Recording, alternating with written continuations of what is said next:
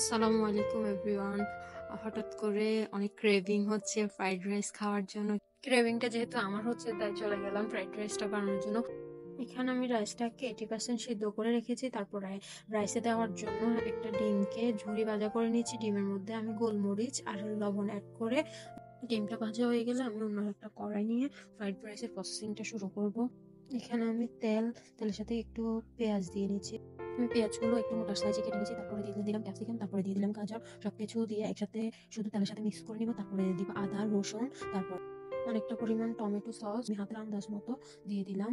Soya sauce, তারপর গোলমরিচের গুঁড়ো, তারপরে আমি স্বাদ মতো লবণ আর হচ্ছে টেস্টি সল্ট দিয়ে নিব। এ পর্যায়ে আমি পানি অ্যাড করে নিব। তারপর হচ্ছে আমি যে ঝুরি ভাজা করে রাখছিলাম ডিমগুলো অ্যাড করে নিব। তারপরে এগুলো মিক্স করার পর আমি যে 80% সিদ্ধ করে রাখছিলাম ভাতগুলো অ্যাড করে নিব। ভাতগুলো মিক্স করার পর আমি অ্যাড করে দিব কয়েকটা কাঁচামরিচ।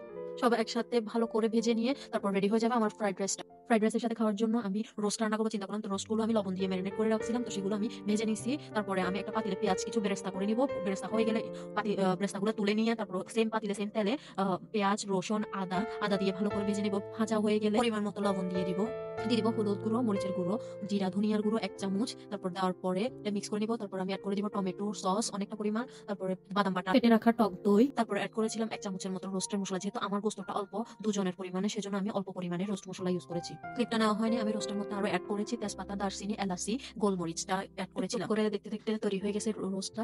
এখন হচ্ছে খাওয়ার পালা। চলেন দেখে আসি আমার ফ্রাইড রাইস আর রোস্টের ফাইনাল ভিউ। আমার ভিডিওগুলো যদি ভালো লাগে আমার পেজটা ফলো দিয়ে আমার সাথে থাকবে।